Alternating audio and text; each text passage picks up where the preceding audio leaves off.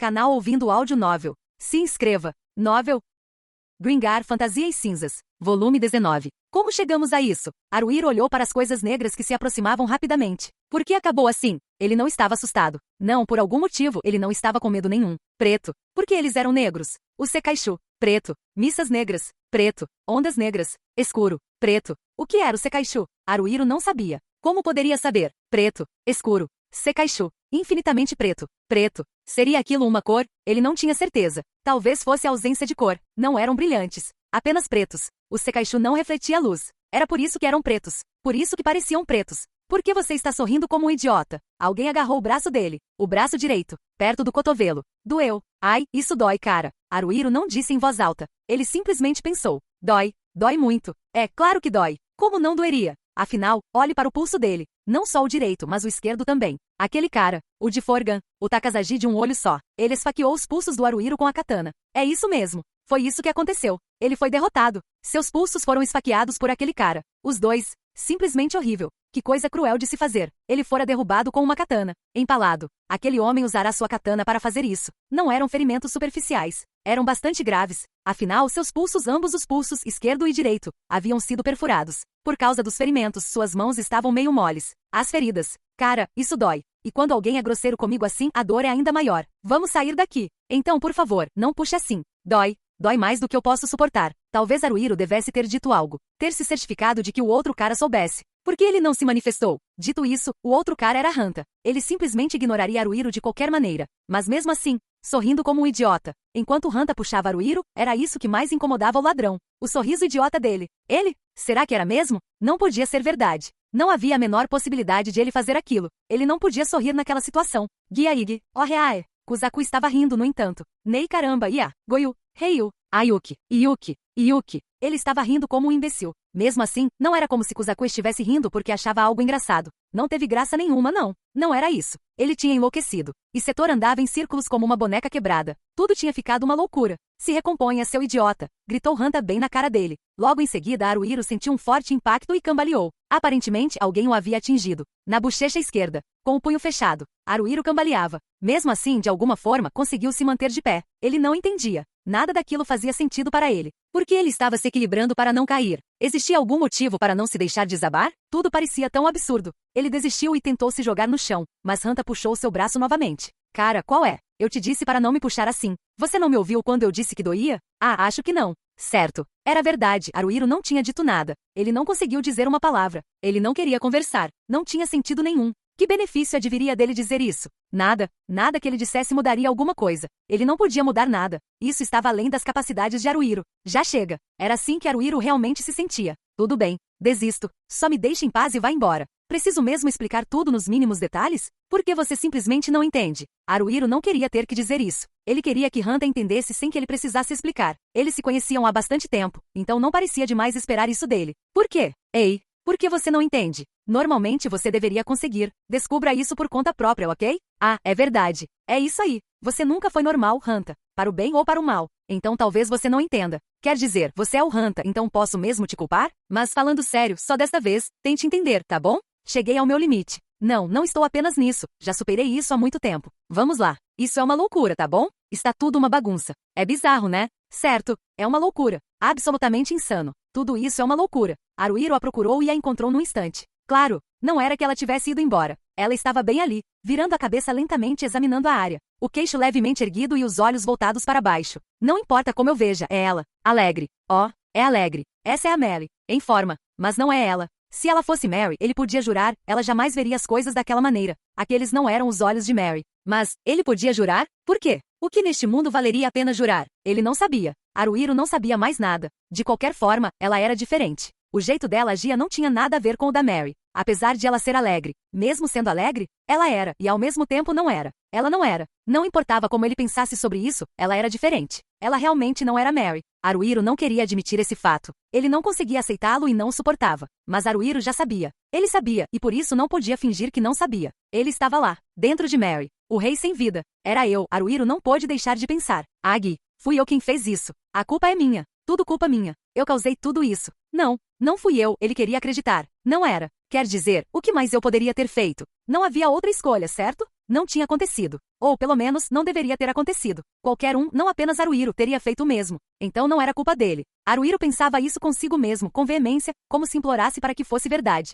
Queria negar a realidade diante de si de alguma forma. Provar que não fui eu. Não foi. De jeito nenhum. Ele não precisava acreditar que estava errado ou que a culpa era toda dele. Certo. Não é bem assim, né? Todos concordariam, não é? Claro. Era exatamente isso que Haruhiro queria pensar. Ele sabia disso. Sabia tão profundamente que chegava a doer. Provavelmente sabia disso melhor do que qualquer outra pessoa. Não foi culpa dele, mas foi. Ele havia tomado a decisão. Haruhiro havia tomado a decisão. Haruhiro não podia ter deixado Mary morrer naquela época. E esse foi o resultado. Aquela decisão o colocou dentro de Mary. Foi Haruhiro quem o colocou dentro dela. Ele jamais imaginara que as coisas terminariam assim. Não sendo Deus, Haruhiro jamais poderia ter previsto isso. Mas Jessie o havia avisado. Ela pode voltar à vida, como eu, que já morri uma vez. Mas há um preço a pagar. Isto não é normal. É senso comum que as pessoas não podem voltar à vida, e isso é um fato. Era uma contradição. As pessoas não podiam voltar à vida. E, no entanto, Mary tinha voltado. Que estranho. Mas não era como se Jessie tivesse mentido para enganar Haruhiro. E de forma alguma ele havia forçado o ladrão a fazer isso. No fim, tudo foi culpa de Haruhiro. Foi Haruhiro quem tomou a decisão. Há várias pessoas lá dentro.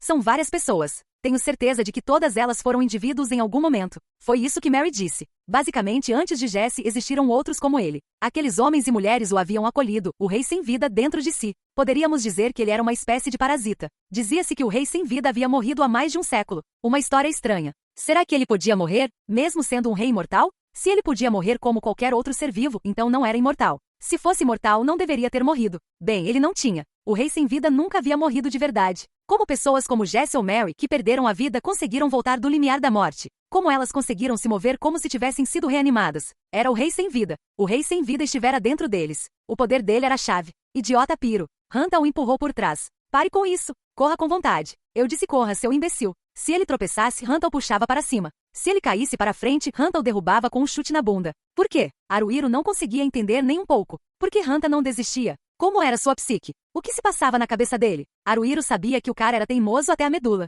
Havia muitas coisas pelas quais ele era indiferente, mas quando fixava algo em si, simplesmente não largava. Mesmo assim, tinha que haver limites. No mínimo, Haruhiro não achava que Hanta fosse a pessoa certa para dizer pare com isso. Essa era a fala do ladrão. No fim, talvez Haruhiro tenha se mostrado o menos teimoso dos dois. Ei, é por aqui. Em fuga. Argue. Seu completo idiota. Haruhiro corria pelas estradas da montanha, indo para onde quer que ouvisse a voz de Hanta. Não, aquilo não eram estradas nem nada parecido. Eles estavam no meio do mar de árvores que se estendia pelas encostas da cordilheira Kurogane. O terreno era inclinado, e raízes rastejavam por ele, entrelaçando-se, formando protuberâncias em alguns lugares e depressões em outros. O terreno era incrivelmente ruim, e aquelas coisas pretas, os Sekaishu, estavam em todas as direções, então os dois quase nunca conseguiam se mover em linha reta. Será que esse é o caminho certo? Esse era um pensamento que raramente lhe ocorria. Ele já estava sem fôlego. Sua garganta e pulmões doíam. Mas seus pulsos latejantes, esfaqueados por Takasaji, o incomodavam muito mais. As artérias provavelmente estavam bem, mas o sangramento não parava. Ele não conseguia pensar direito e não tinha tempo para se recompor. Mas qual era o sentido de pensar em alguma coisa?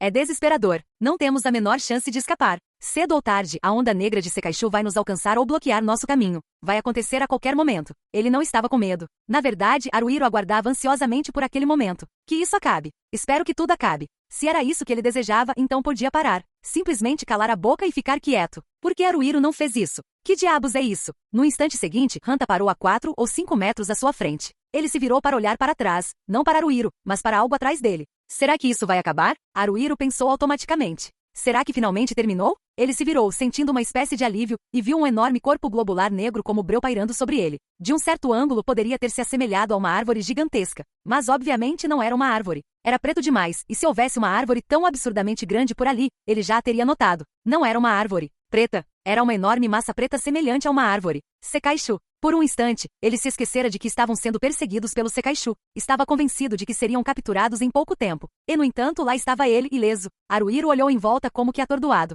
Ele não viu nenhuma das coisas negras por perto. Isso significava que os Sekaishu não estavam atrás de Haruhiro e do grupo. Talvez eles nem tivessem notado o grupo. O rei sem vida? Haruhiro murmurou para si mesmo. E quanto a ele? Qual era a relevância dele para isso? O mundo me odeia. Foi isso que a rainha sem vida disse. Com o rosto, com a voz. Isso não era verdade em relação a Haruhiro. O mundo não o odiava. Ele não era digno de ódio. Ele era insignificante. Sua presença ou ausência não fazia diferença para o mundo. Haruhiro nem sequer merecia ser levado em consideração. A dor nunca passou. Mas Haruhiro pensou, que bom. Obrigado, dor. Obrigado. Para quê? Obrigado. O que há para nos deixar gratos? Isso dói. Dói muito. Só existe dor. Haruhiro estava andando? Ou ele havia parado? Haru-kun. Essa é a Yumi. Ele ouviu a voz de Yumi. Ela estava dizendo alguma coisa. O que Yumi poderia estar dizendo? Yumi estava dizendo alguma coisa. Disso ele tinha certeza, mas não conseguia entender. E no entanto, apesar de não ouvi-la direito, ele assentia com a cabeça.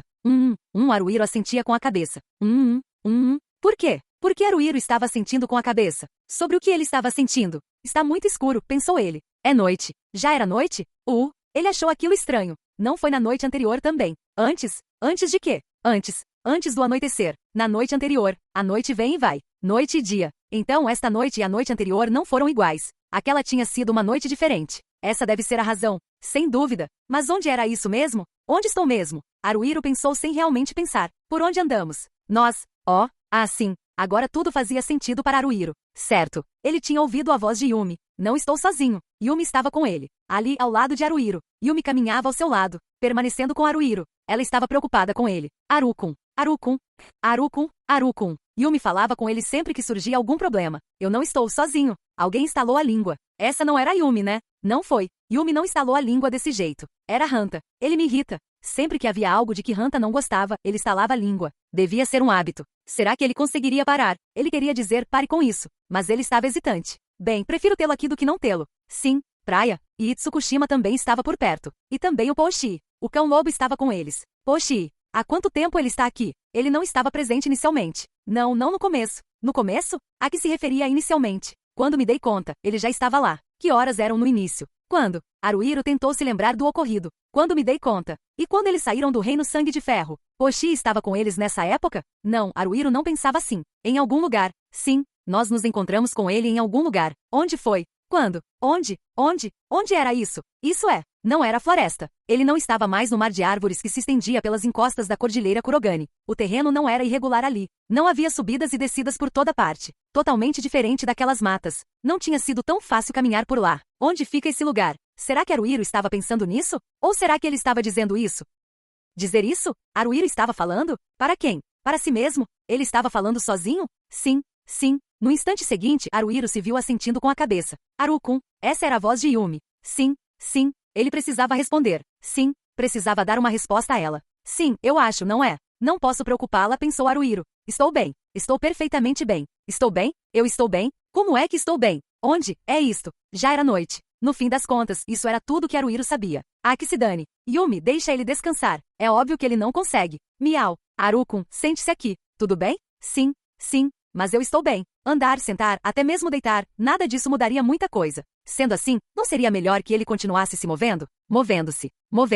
Será que era melhor mudar de cidade? Para quê? Ele não sabia. Haruhiro sabia muito pouco. Quase nada. De qualquer forma, ele parecia estar sentado. Alguém provavelmente o havia sentado. Talvez Yumi, que estava cuidando dele. Quando ele estava assim, imóvel, sentia como se estivesse afundando lentamente na terra. Talvez estivesse exausto. Só podia ser isso. Exaustão. Um conceito importante. Haruhiro provavelmente estava exausto. Como não estaria? Estava exausto e com dor também. Dor. Outro conceito importante. Doía muito. Mãos? Eu as tenho? Minhas mãos. No fim das contas, suas mãos esquerda e direita ainda estavam lá? Haruhiro não conseguia senti-las por algum motivo. Ainda estavam presas ao corpo? Tinham caído? Eles machucam. Bem, nesse caso, eles não poderiam ter ido embora. Provavelmente estavam lá. Ele ainda tinha as mãos. Se tivesse perdido as duas mãos, elas não poderiam estar machucando-o agora. Ferir. Dor. Uma estimulação e resposta nítidas. As mãos que estavam ali doíam. Haru-kun, vou trocar seus curativos, tá bom? Sim. Dói, né? Não tem como não doer. Sim. Aguenta firme mais um pouquinho, tá bom? Ok. Ele aguentaria firme. Estou bem. Estranho, não é? O que é estranho? Sim. De quem eram aquelas vozes? Duas pessoas estavam conversando. Essa deve ser a planície de bordo. É um antigo campo de batalha, não é? Planícies de bordo. Sim. É o que dizem. Diz a história que há muito tempo atrás, os anões lutaram contra a Aliança dos Reis e morreram como loucos nos campos aqui perto, né? Planícies de bordo. Era assim que as pessoas chamavam, antigamente, as planícies entre a Cordilheira Kurogane e as montanhas de Ozi. Eu penso, embora fossem chamadas de planícies, eram atravessadas por centenas, talvez milhares, de ravinas estreitas, como marcas de garras deixadas por um deus-demônio. No entanto, devido à grande quantidade de grama e arbustos, as ravinas não se destacavam muito, e havia um sério risco de cair acidentalmente em uma delas. As planícies de bordo pareciam um campo gramado discreto durante o dia, mas a área era, na verdade, bastante perigosa. E à noite, mesmo sob o tênue luar, era possível ver claramente que as planícies de bordo eram ainda mais perigosas. Ouvi dizer que havia mais cadáveres se mexendo do que insetos. Mas pode ser um exagero. Sim, acho que sim. De qualquer forma, tudo isso é por causa daquela coisa. Sabe, a maldição do rei sem vida. Sim, não era suposto os mortos começarem a vaguear à noite por causa disso, porque não estou a ver nenhum deles. O que se passa? As planícies de bordo. Ah, entendi, pensou Haruhiro. Isto não é a floresta. São as planícies de bordo. Eles também chamam de campo do homem morto, disse Hanta fungando. Eu achei que o lugar era bem ruim, então eu estava me preparando para o pior, sabe? Enquanto ainda está claro. Itsukushima aparentemente estava tentando acender uma tocha. Os mortos se escondem nas inúmeras ravinas e depois rastejam para fora quando escurece. Ravinas, é? Deve haver algumas por aqui também, não é? Sim. Por que você não vai dar uma olhada? Você não está tentando me matar, está? Ter medo não é algo ruim. Quem você está chamando de medroso? Nada assusta um cara tão incrível quanto eu. Oh sim? Como se eu fosse ter medo. Não, não. De jeito nenhum. Vou só dar uma mijada e dar uma olhadinha enquanto isso. Só uma espiadinha, sabe? Tome cuidado. Ei, não precisa. Afinal, sou invencível. Mesmo que você consiga lidar com os mortos, ainda será um sofrimento sair dos desfiladeiros se você cair neles. Para quem não sou eu, né? Vocês não sabiam? Eu consigo pular por aí como se tivesse asas, entenderam? Parece conveniente. Não me ignore assim, velho. Então, virando-se para Yumi, Hanta disse. Ei, vou fazer xixi. Você não precisa ficar avisando a Yumi toda vez que precisar fazer xixi. Por que não deveria? De qualquer forma, cuide daquele idiota para o Piro por mim. A Yumi está cuidando dele direitinho sem você precisar dizer nada. E o Haruko não é idiota, tá bom? Não fique com raiva. Yumi não vai ficar brava. Sim, você é. Seja mais tolerante. Deixe seu coração voar livremente. Você está falando demais. Já parou para pensar no que aconteceria se eu ficasse em silêncio? Seria o fim do mundo de verdade. Hanta saiu andando para algum lugar. Para onde ele estava indo? Para se aliviar, talvez. Haruhiro teve a impressão de que ele estava dizendo algo parecido. Haru-kun, Yumi colocou a mão nas costas de Haruhiro. Você está chorando? Haruhiro balançou a cabeça. Era para cima e para baixo ou para a esquerda e para a direita? Nem ele sabia. Haruhiro não conseguia respirar direito. Estava ofegante. Como um homem se afogando. Ele estava se afogando. Mesmo que aquele lugar, as planícies de bordo, fosse terra firme. Obviamente. Seus pulmões estavam em espasmo. Seus olhos ardiam. O interior do seu nariz também. Desculpe. Se ele abrisse a boca agora, tinha a sensação de que algo estranho aconteceria. Haruhiro não dissera nada. Nenhuma palavra sairia de sua boca. Você não precisa pedir desculpas. No entanto, por algum motivo, Yumi continuava repetindo isso enquanto acariciava suas costas. Escuta, Haruko. Não precisa se desculpar, entendeu? Você não tem nada pelo que se desculpar. Então pare com isso, tá bom? Tudo bem você chorar. Pode chorar à vontade, mas não precisa se desculpar. Ele não tinha percebido que estava chorando. Quem ele ouviu soluçando? Provavelmente ele mesmo. Mesmo assim, o ladrão não conseguia se imaginar derramando lágrimas. Que motivo ele teria para chorar? Ele não estava triste. Não sentia nada parecido com raiva. Estaria em desespero? Não podia negar. Ainda assim, não era como se não tivesse esperança. Yumi estava com ele e Hanta também. De alguma forma, ambos permaneceram ao seu lado. Haruhiro sentia que era um fardo para eles. Um peso morto. Como o grupo já tinha Hanta, Yumi, Itsukushima e Poshi, eles já estavam bem equipados. Eles ficariam bem sem Haruhiro. O ladrão não tinha lugar ali. Em algum momento, Haruhiro se deitou. Havia algo firme apoiando sua cabeça. Algo quente. Era Yumi. A cabeça de Haruhiro repousava em seu colo. Será que está tudo bem? Pensou ele vagamente. Sentia-se culpado. Como se não devesse estar fazendo aquilo pelo bem de Hanta. O temido cavaleiro tinha ido para algum lugar e ainda não voltaria, mas quando voltasse provavelmente estaria furioso. Não deveria impedi-la? Mas Haruhiro apenas pensou nessas palavras. Ele não conseguia dizer nada. Não estava em condições de falar. Sinceramente, o ladrão estava grato. Yumi estava fazendo muito para ajudá-lo. Haruhiro estava tocando as coxas de Yumi. Ou melhor, estava esfregando o rosto nelas. Mais precisamente, estava enterrando o rosto nelas. Através do contato com Yumi, ele tinha a sensação concreta de estar conectado a algo. Era um sentimento que Haruhiro precisava desesperadamente naquele momento. Talvez não precisasse ser a Yumi, mas era ela quem estava ao lado do Haruhiro naquele momento. Só ela. Ele ficou contente por ser Yumi. Haruhiro não tinha certeza se conseguiria descrever com precisão o que Yumi representava para ele. Ela era uma camarada e também uma amiga. Mas não apenas uma camarada e não apenas uma amiga. Amiga, camarada. Essas palavras não eram suficientes. Argue, não consigo ver absolutamente nada. Está muito escuro, gritava Hanta em algum lugar à distância. Claro que não. É plena noite, sabe? Disse Yumi, acariciando a cabeça de Haruhiro como se ele fosse uma criança, rindo um pouco. Apesar do riso, sua voz estava embargada pelas lágrimas. A perda deles foi incrivelmente grande. Todos eles tiveram tantas coisas tiradas deles. Parecia que eles tinham perdido tudo e estavam à beira de um colapso. Mas pelo menos as coisas estavam tranquilas esta noite.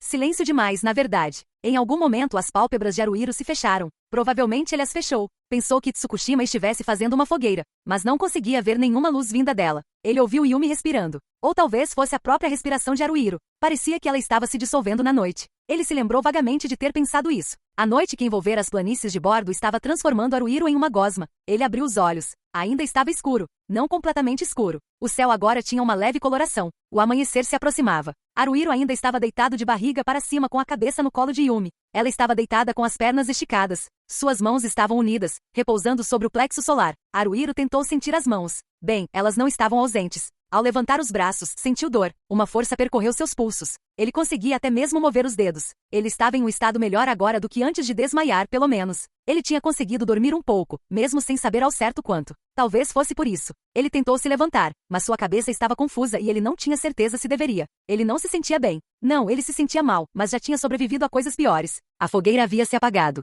Poshi, o cão-lobo, estava deitado ao lado dela. E Tsukushima estava sentado no chão, encostado no seu companheiro animal. Estaria ele acordado? Não, parecia estar dormindo. Poshi ergueu a cabeça para olhar para Haruhiro. Seus olhares se encontraram. Então o cão-lobo imediatamente se deitou novamente. Hanta. Haruhiro chamou o cavaleiro temido em voz baixa. Hanta não estava em lugar nenhum. O ladrão hesitou por um instante, depois repousou a cabeça no colo de Yumi novamente. Ele já tinha uma desculpa pronta. Talvez não fosse a pior sensação que já tivera, mas ainda assim estava em péssimo estado. Não tinha condições de se mexer, então precisava descansar. Não queria fazer nada e não podia. Só queria que alguém lhe dissesse claramente que não precisava fazer nada. Haruhiro estava se entregando à gentileza de Yumi. Ela o deixará fazer isso incondicionalmente. Haruhiro voltou a dormir. Quando abriu os olhos novamente, estava bem mais claro do que da última vez. Pouco antes do sol nascer, ele calculou. Yumi respirava suavemente enquanto dormia. Tsukushima e Poshi tinham saído para algum lugar. Para explorar ou algo assim, talvez. Você acordou agora, né? Hanta se agachou e olhou para Haruhiro. Sim. Ele sentia a garganta apertada e tinha dificuldade para falar. Haruhiro respirou fundo.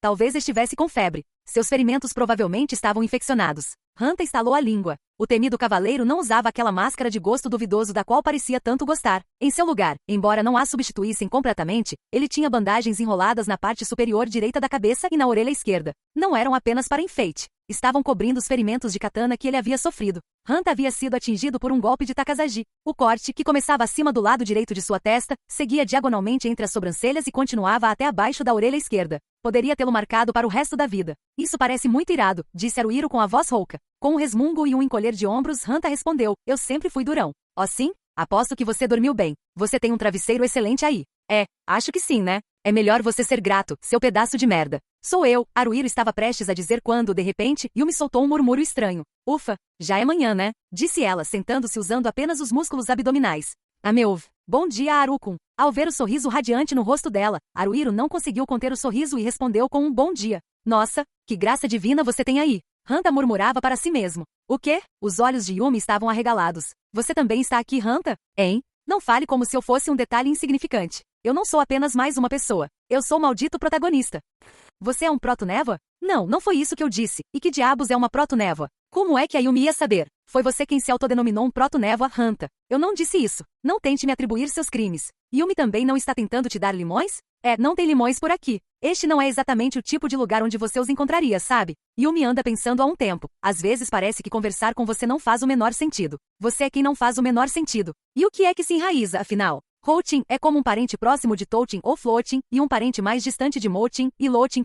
Você está mexendo com a minha cabeça. Nossa, seu cabelo está todo amassado assim porque seu cérebro fritou. Eu nasci assim. E peraí, ninguém nunca disse que meu cabelo é liso? Está bem movimentado por aqui, disse Tsukushima ao retornar com Poshi. O caçador carregava vários ratos do campo grandes pendurados na cintura. Talvez tivesse armado armadilhas para eles. Haruhiro tentou se sentar e Yumi o ajudou. Tente não se esforçar demais, disse ela. Você não consegue nem se levantar sozinho, disse Hanta com um leve sorriso irônico. Haruhiro conseguiu se levantar de alguma forma, apoiando os pés firmemente no chão e respirando fundo. Ele curvou a cintura alongando-se e então girou os braços em círculos, o que fez suas feridas doerem. Isso fez soltar um gemido involuntário. Tsukushima deu um pequeno sorriso. Você é tão jovem. Seu tom não sugeria que ele estivesse sendo sarcástico. Não sei quanto a isso. Sentindo-se bem o suficiente para dar uma olhada em algo horrível? Será que? Bem, talvez não. Mas tenho a sensação de que preciso ver isso com meus próprios olhos, não é? Talvez. Tsukushima começou a andar. Todos, sigam-me. Poshi seguia Tsukushima. Haruhiro, Hanta e Yumi se entreolharam por um instante. Então, partiram atrás do caçador e de seu cão-lobo. Tsukushima não tinha ido muito longe. Não mais do que 100 metros de onde tinham acampado. Depois de atravessarem uns 10 metros de arbustos na altura do peito, Poshi parou. Parecia que o cão-lobo não queria ir mais longe. Seu focinho se enrugou um pouco, com uma expressão de desagrado no rosto. Ou talvez fosse inquietação. E Tsukushima, junto com Haruhiro e os outros, continuaram por mais alguns metros. Havia uma ravina do outro lado dos arbustos. Tinha menos de 4 metros de largura e vários metros de comprimento. Haruhiro estimou, a olho nu, que tivesse cerca de 5 ou 6 metros. Provavelmente também tinha mais de 5 metros de profundidade. Hanta debruçou-se sobre a borda do desfiladeiro e olhou para baixo. Está repleto deles. Haruhiro se ajoelhou e abaixou a cabeça para enxergar melhor. O sol já estava nascendo, mas ele ainda precisava semicerrar os olhos para ver o fundo do desfiladeiro. Yumi se agachou ao lado de Haruhiro e abraçou os joelhos. Oh meu Deus! Os esqueletos e restos ressecados no fundo do desfiladeiro estavam amontoados uns sobre os outros. Eram tantos que era impossível contar. Alguns corpos estavam nus, enquanto outros usavam capacetes ou cotas de malha. Pedaços de roupas em decomposição ainda se agarravam a alguns deles. Muitos, porém, não só estavam sem roupa, como também sem a maior parte da carne. Machados de guerra, lanças, espadas e escudos, ou o que restava deles, chamaram a atenção de Haruhiro. Pelos seus corpos robustos e barbas, a maioria dos mortos ali eram anões. Eu não diria que enxameando seja a palavra certa, corrigiu Tsukushima Hanta em tom seco. Os mortos não se mexem de jeito nenhum. Quando passei pelas planícies de bordo antes, eles se contorciam até durante o dia. Os mortos se aglomeravam nas sombras das ravinas, onde a luz do sol não chegava, mesmo quando não era noite. Assim era antes. Yumi bateu palmas, abaixou a cabeça e fechou os olhos, provavelmente rezando pelo falecido. A maldição, murmurou Hanta. Ela desapareceu, né? A maldição do rei sem vida. Olha, disse Tsukushima apontando. Ali. Não era o fundo do desfiladeiro. Ele estava apontando para a encosta íngreme do outro lado. Não havia muita grama ou musgo ali, apenas o cinza e o marrom da terra e das rochas expostas. É uma cobra? Esse foi o primeiro pensamento de Haruhiro. Havia uma criatura semelhante a uma cobra subindo a encosta. Longo, fino e preto como azeviche. HRM. Yumi arregalou os olhos e encarou a encosta. Hanta inclinou a cabeça e observou a área com atenção. Era terrivelmente comprida para uma cobra. Comprida demais, na verdade.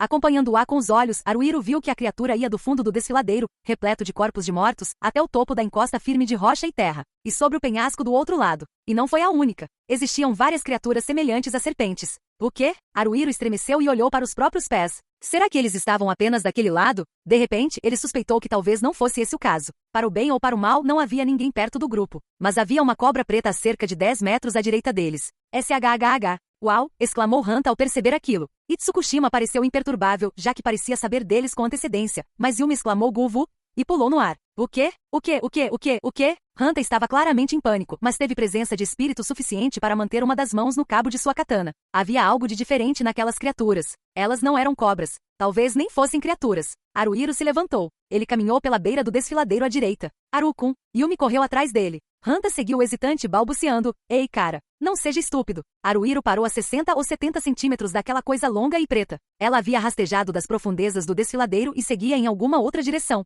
Haruhiro olhou para o céu, calculando a direção geral com base na posição do sol. Leste, e talvez um pouco ao norte, eu acho. Aquela coisa preta, comprida e fina estava se movendo, saindo da ravina em direção ao leste-nordeste? Ele não tinha certeza se estava realmente se movendo. Haruhiro se inclinou. Parecia completamente imóvel, mas também parecia estar se movendo muito levemente. Ele não conseguia ter certeza de qual das duas opções era correta. Como está? Perguntou Hanta, espiando por cima do ombro direito de Haruhiro. E se ele empurrasse Hanta para frente e fizesse o temido cavaleiro pisar naquela coisa preta, comprida e fina? Haruhiro considerou a ideia por um instante, mas infelizmente suas mãos estavam inutilizadas. Além disso, antes que pudesse fazer qualquer coisa, Yumi se aproximou e gritou. Toma essa, dando-lhe um chute certeiro. Por quê? Hanta pulou em cima de Yumi, com o rosto tomado pelo pânico. Ele a imobilizou e a puxou para longe. Oh, o que você pensa que está fazendo, Yumi? Isso é perigoso. O que eu vou fazer se algo acontecer com você? Haruhiro também estava suando frio. Embora Yumi pudesse ser ousada demais às vezes, ela não era imprudente. Ela tinha seu próprio jeito de julgar essas coisas. Algo a fez acreditar que ela poderia se safar. Haruhiro aproximou-se, cutucando a coisa preta com a ponta da bota.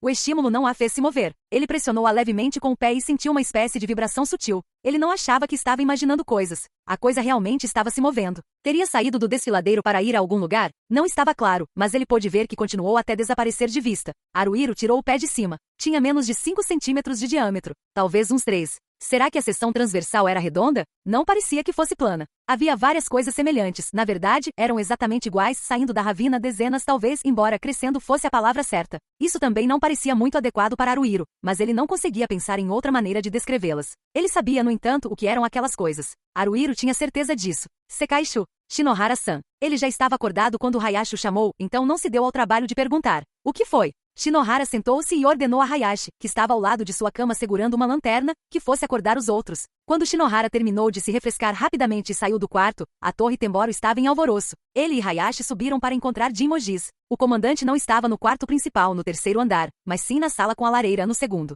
Um dos mantos negros estava do lado de fora. É o Sr. Shinohara, anunciou o homem de manto negro para o que estava dentro do quarto, antes de abrir a porta. Shinohara e Hayashi entraram e prestaram continência. Mojis, vestindo uma camisola de pele, estava em frente à lareira com os braços cruzados. Vossa Excelência, disse Shinohara, dirigindo-se a ele, o que Mojis assentiu com um grunhido. Recebemos informações do portão sul e da muralha leste, continuou Shinohara. Criaturas estranhas foram avistadas na área, embora não saibamos se são inimigas ou não. Criaturas estranhas, você diz? Ouvimos a história diretamente dos soldados que testemunharam os acontecimentos, mas não sabemos o que pensar dela. Mojis lançou um olhar inquisitivo para Shinohara com seus olhos cor de ferrugem. Você conhece bem a fronteira.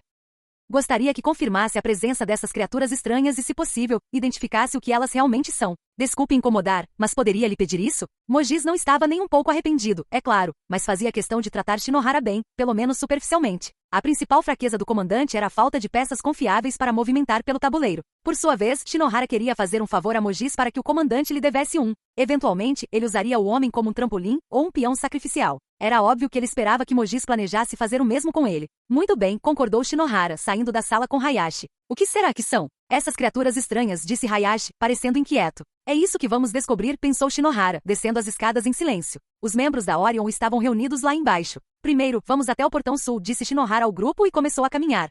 Shinohara-san chamou Oriui, um mago, para impedi-lo. Shinohara suspirou, e então começou a suspeitar que ele estivesse de mau humor. Não, isso não podia estar certo. Ele estava igual a sempre. Sim. O que foi, Oriui? Você não vai levar seu escudo? Meu escudo? Só agora Shinohara percebeu que não estava carregando seu escudo, guardião. Sua espada decapitadora estava pendurada em sua cintura. Ele também tinha um anel que havia tomado do Lich Rei do Monte da Dor, ao qual deram o nome de Anel da Poeira. Obviamente, ele não podia usar a relíquia abertamente. Estava pendurada em uma corrente resistente em volta do seu pescoço. Ah, por que eu não trouxe o escudo? Ele não sabia. Shinohara não conseguiu explicar. Devo ter esquecido. O sorriso que ele exibia naquele momento era apenas parte de sua atuação. Ele estava interpretando o papel de líder que não era apenas rigoroso e merecedor de respeito, mas que também podia ser amigável às vezes. Oriui era uma maga razoável, mas nada de especial. Apesar de sua mediocridade ou talvez por causa dela, seus sentimentos por Shinohara iam além do mero respeito, chegando a um amor que ele considerava banal. Isso significava que ele não podia dispensá-la friamente, pois ela ficaria chateada, mas também não podia ser tão gentil a ponto de ela se tornar arrogante. Se não a tratasse com delicadeza, ela se tornaria inútil num instante.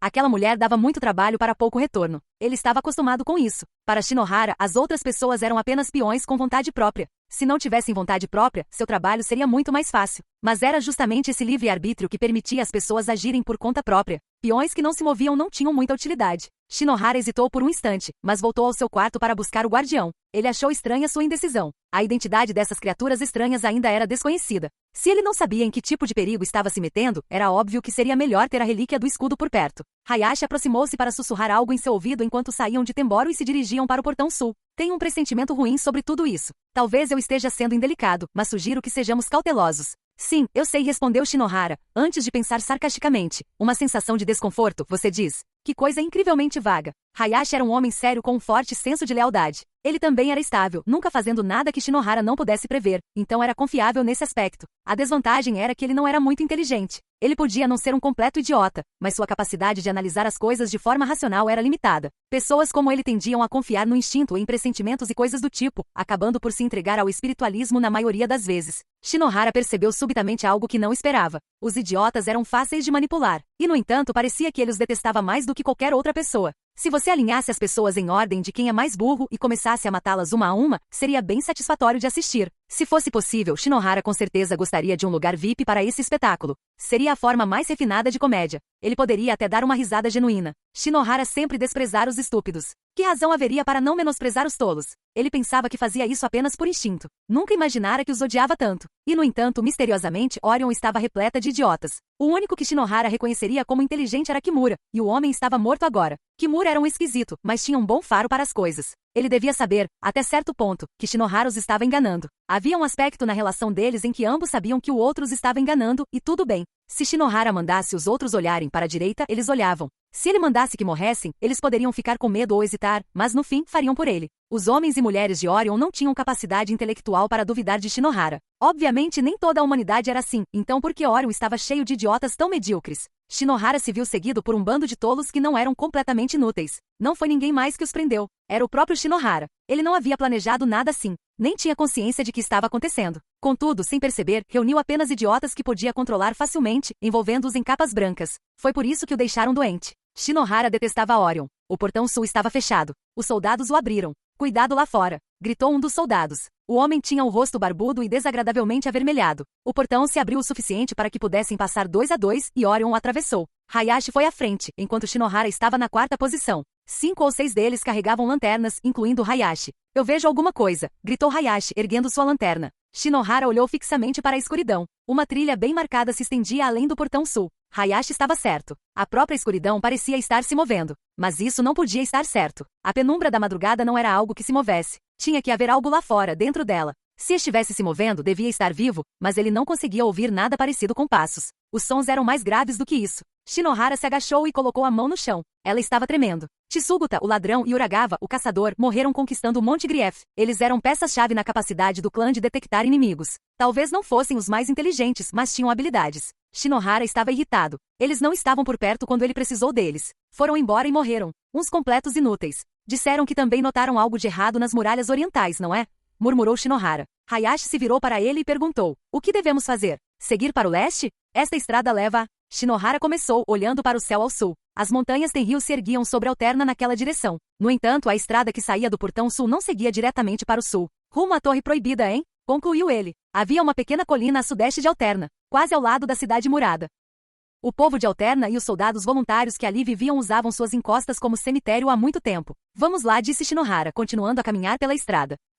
Sim, senhor. Hayashi correu atrás dele. Senhor, desamarre. Teria aquele homem feito sua jogada? Se sim, não havia como saber qual seria. A Torre Proibida estava repleta de relíquias que ele havia reunido, tantas que se tornará difícil distinguir o que era relíquia e o que não era. Nem mesmo estava claro o que o próprio homem era capaz de fazer. Desde que Shinohara fora levado para conhecer o homem por uma mulher chamada Yomu, ele tentará ativamente ganhar sua simpatia. Ele não diria que conquistar a confiança de Sarunshine. Ele vinha tentando, mas na visão de Shinohara, o homem não era do tipo que confiava ou dependia dos outros. Sarunshine entendia a linguagem humana e assumia uma forma que poderia ser considerada humana, mas ele não era um humano, não no sentido mais amplo da palavra. Ele mantinha uma longa relação secreta com os margraves que governaram Alterna por gerações. Parecia que ele até mesmo visitava a Torre Temboro ocasionalmente. Ele os presenteava com itens incomuns ou fornecia informações sobre lugares distantes para ganhar seu favor, insinuando que vivia dentro da Torre Proibida. Como ele era o único capaz de abrir a porta daquela torre, eles passaram a chamá-lo de Sarunshine. Yomu não era tão jovem quanto aparentava. Ela tinha muito mais experiência de vida do que Shinohara. Durante sua investigação, ele descobriu que um soldado voluntário com as características de Yomu havia atuado há mais de 2 décadas. Isso a tornaria parte de uma geração anterior à de Akira,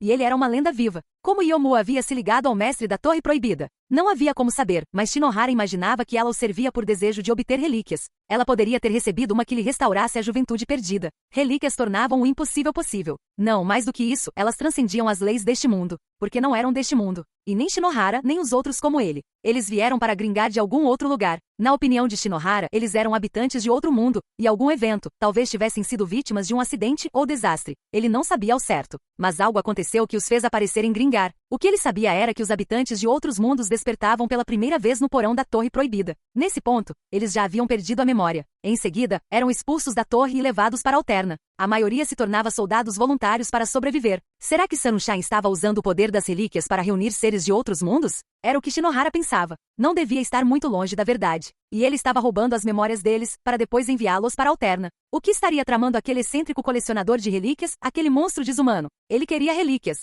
Relíquias de todos os tipos e espécies. Sem dúvida alguma, ele não apenas os procurava, como também os investigava e pesquisava. As relíquias possuíam uma energia especial em seu interior, uma energia que o monstro chamava de Elixir. Shinohara ouvirá isso da própria boca do monstro. O monstro havia sequestrado Shihoru, a camarada de Haruhiro, convencendo-a a se juntar a ele depois de roubar suas memórias mais uma vez. As palavras doces que ele lhe dirigiu incluíam a sugestão de que ele poderia devolvê-la ao seu mundo se ela o obedecesse. Shinohara também ouviu isso. Se alcançarmos nosso objetivo, disse o monstro a ela, você poderá retornar para casa, para o seu mundo. O mundo de onde você veio. O lugar onde você deveria estar. Se o objetivo deles fosse alcançado. Mas de quem era o objetivo? Do monstro, sem dúvida. Mas qual era o objetivo dele? O plano do monstro era um meio para alcançá-lo? Não, ele não esperava que o monstro revelasse suas intenções tão facilmente. Eram apenas palavras doces ditas para convencê-la, nada mais. Mas por outro lado, Shinohara teve outra ideia. Talvez Sarun-chan, também conhecido como Aihan Leslie, não estivesse reunindo extraterrestres que vieram para Gringar, mas sim convocando pessoas de outros mundos por conta própria.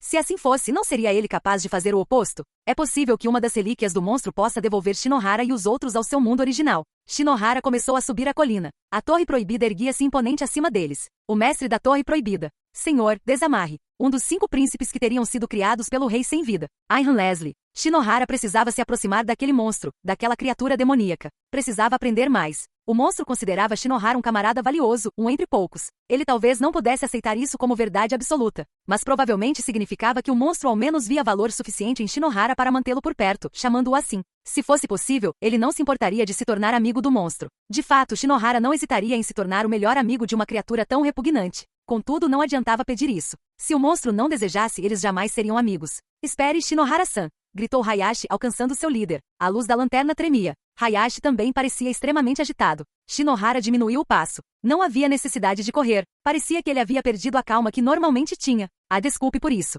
Não se preocupe. Mas tem algo errado. É estranho. A colina inteira está. Hayashi não estava com raiva, estava assustado. Shinohara parou. O que é? Não sei. Parece um terremoto. Vou dar uma olhada. Hayashi prosseguiu cautelosamente pelo caminho que subia a colina. Havia lápides brancas alinhadas na encosta. A menos que fosse lua nova ou o céu estivesse nublado, os aglomerados de túmulos se destacavam e eram visíveis até mesmo à noite. Havia quem comparasse o tênue brilho branco às almas dos falecidos. Os tolos gostavam de acreditar na existência de um espírito dentro da carne, uma alma que a controlava. Que bobagem! As pessoas eram apenas objetos, matéria física que funcionava como qualquer outra criatura viva. Se você as quebrasse, essas funções cessavam. Isso era morte. Por que as pessoas não entendiam isso? A colina estava terrivelmente escura esta noite. A lua vermelha brilhava e o céu estava cravejado de poeira estelar. Mesmo assim, a colina parecia escura para onde quer que se olhasse. Escura demais. Shinohara não conseguiu avistar uma única lápide. Era como se a escuridão da noite tivesse se concentrado, cobrindo as pedras brancas e escondendo-as. A lanterna que Hayashi segurava à sua frente lançava sua luz sobre algo estranho. O que é isso? Não. Para ser mais preciso, a luz da lanterna deveria ter incidido sobre o objeto, seja lá o que fosse, mas o estranho objeto não estava sendo iluminado de forma alguma. Sem as lápides e a Torre Proibida, esta colina não passava de um pequeno montículo que se elevava acima do campo. Portanto, a luz da lanterna deveria ter revelado a densa grama por toda parte. Definitivamente havia grama crescendo aos pés de Hayashi. No entanto, dentro da luz da lanterna, havia um ponto que por algum motivo permanecia totalmente escuro. O formato da torre, disse alguém. Shinohara olhou para a Torre Proibida no topo da colina. Ali estava a morada familiar do monstro. Mas será que sempre foi assim? Parecia maior do que o normal, não em termos de altura. Nem havia ficado mais larga, mas parecia inchada. O contorno da torre e sua forma era diferente. Parecia menos um prédio e mais um dedo gigante. Um dedo negro como o breu surge do topo da colina. Além disso, a superfície do dedo se contorcia constantemente. Quase parecia que estava crescendo a cada segundo. Isso é um absurdo, disse Shinohara, engolindo em seco. Na colina, a escuridão que a envolvia, uma espécie de massa de coisas negras, pressionava-os. Isso é simplesmente absurdo, pensou ele. Seria sequer possível? Não. Era uma ilusão. Ah! Hayashi se contorceu violentamente como se estivesse tentando se livrar de algo que o agarrara pelo pé. Era esse o tipo de movimento que ele estava fazendo. Na verdade, era exatamente isso que Hayashi estava fazendo. Havia algo se enrolando ao seu redor. Algo preto. Hayashi se virou para olhar para trás. Corra, foi tudo que Hayashi conseguiu dizer antes que a coisa negra o puxasse para o chão. Não, era mais como se continuasse se movendo sobre Hayashi enquanto avançava. Shinohara olhou para trás por um instante. Isso não é bom, pensou ele. Tem mais vindo por aí. E pela retaguarda também. Não era que ele pudesse vê-los. Eles eram como a escuridão, talvez até mais negros. Mas agora ele podia senti-los claramente. As coisas negras estavam se aproximando de todas as direções. Orion, gritou Shinohara, preparando-se com guardião e decapitadora. As coisas negras preencheram seu campo de visão num instante, mas com um grunhido de esforço, ele as afastou com guardião. Então brandiu decapitadora e sentiu a espada acertar. Não foi um impacto fraco. Ele sentiu o objeto que atingiu quebrar. Provavelmente seria mais preciso dizer que a ponta se partiu em vez de que ele o cortou. Podemos revidar, pressentiu Shinohara. Preto, escuro e em movimento. Seriam essas coisas vivas? Ele não sabia, mas Shinohara era capaz de afastá-las com guardião e cortá-las com decapitador. Mas não importava quantos ele derrotasse com sua espada e escudo, as criaturas negras pareciam infinitas. Como estaria o resto de Orion? Ele não estava bem o suficiente para se dar ao luxo de verificar. Antes que percebesse, as criaturas negras estavam se enrolando na perna direita de Shinohara. Então, enquanto ele tentava se libertar, elas agarraram sua perna esquerda também. As criaturas negras pareciam ter vontade própria, um propósito, algo como um objetivo. Era só nisso que Shinohara conseguia pensar. Essas coisas estão vindo atrás de mim. A vida de Jin Mojis não era apenas coberta de merda, ela era a própria merda. A casa de Mojis sempre fora uma merda. Enad George, que fundara o reino de merda de Arabaquia, era o rei da merda, e Ishidua Zaemon, seu associado próximo que tramara seu assassinato, também era uma merda. A garota estúpida que ele alçara à proeminência frial também era uma merda, o que significava que todos na casa do fundador descendentes dela tinham merda no sangue. Dizia-se que Stack, o líder da Casa do Norte, que tinha rixas com eles, também era mais ou menos uma merda, e a filha idiota da casa de Mojis, que se apaixonara por um filho pródigo da influente casa de Ishidua, devia ser a pior merda de todas. Graças a ela, a casa de Mojis ficou coberta de merda e caiu em circunstâncias piores que um monte de esterco. Estamos falando de merda concentrada. Jin Mojis cresceu ouvindo histórias horríveis sobre toda essa merda. Nós, da casa de Mojis, somos especiais. Essas eram as palavras fétidas que tantas vezes escapavam da boca imunda de seu pai, William Mojis. O filho desprezível odiava o cabelo ruivo e oleoso do pai desprezível, emaranhado de sujeira e poeira, mais do que odiava merda. Ele desejava cravar unhas afiadas no branco amarelado dos olhos ardentes e cor de ferrugem do velho. Desejava repetidamente ter essa chance. Nós, da casa de Mojis, não somos como esses outros merdas, Jin. Nunca se esqueça disso. O pai dele, um verdadeiro canalha, andava por aí curvando a cabeça para todo tipo de gente e, de alguma forma, conseguiu fazer do seu único filho um soldado do exército real. Não que o filho tivesse sequer pedido. Aquela merda era um estorvo indesejável. Jin, você tem um domingo. Eu consigo perceber essas coisas. Um dom para matar. Eu sei, Jin. Você tinha 8 anos quando pegou e matou aquele cachorro da fazenda vizinha? Você nunca tinha caçado coelhos ou ratos, mas conseguiu matar um cachorro. Sabia que isso é um crime grave? Afinal, cachorros são propriedade. Mas eu entendo. Você sabia perfeitamente que ninguém jamais imaginaria que um pirralho de 8 anos pudesse ser o culpado. Por que você matou aquele cachorro? Eu tenho uma ideia, só uma teoria pessoal. O cachorro latia o tempo todo. Era barulhento demais para o próprio bem. Foi por isso que você o matou. Estou certo? Era um cachorro malhado com olhos vermelhos. E o mordeu uma vez. Foi quando ele jurou que o mataria pelas suas mãos. Como ele fez isso? Planejou tudo cuidadosamente e depois agiu. Aos 8 anos. Sim, ele tinha apenas 8 anos na época. Eu sei que você estuprou aquela garota da aldeia vizinha também. Você tinha 11 anos. Você a ameaçou, dizendo que a mataria se ela contasse para alguém, não é? Você realmente conseguiu. Quantas mais você estuprou desde então? Você certamente desenvolveu um gosto por isso. Eu entendo. É um bom momento. Seu velho desprezível falava disso com uma lascívia que sugeria que o desgraçado tinha presenciado tudo pessoalmente. Jin Mojis tinha sido visto? Ele não conseguia imaginar que sim. Mas embora não soubesse ao certo, o relato de seu pai era preciso demais para ser um palpite. Eu sei que houve uma garota que não deu ouvidos às suas ameaças, então você a matou e a enterrou. Foi só uma? Não, claro que não. Tenho certeza de que você matou várias. Eu sei, Jin. Eu sei dessas coisas. Por que, você pergunta? Porque você é uma merda. Porque somos todos iguais. William Mojis espancou sua própria esposa, a mãe de Jin, até a morte e a enterrou. Jin sabia que antes de terminar o serviço, seu pai decidirá que seria uma pena não transar com ela uma última vez, então estuprou o cadáver. Eu vi com meus próprios olhos jovens. Jin Mojis não tinha assistido abertamente, é claro. Ele estava escondido, como sempre fazia. Onde está a mãe? Perguntou ele no dia seguinte, fingindo-se de desentendido. William forçou um sorriso fino e falso e disse: a vadia nos abandonou. Bem, não é uma grande perda. Ela era uma idiota que nunca se calava.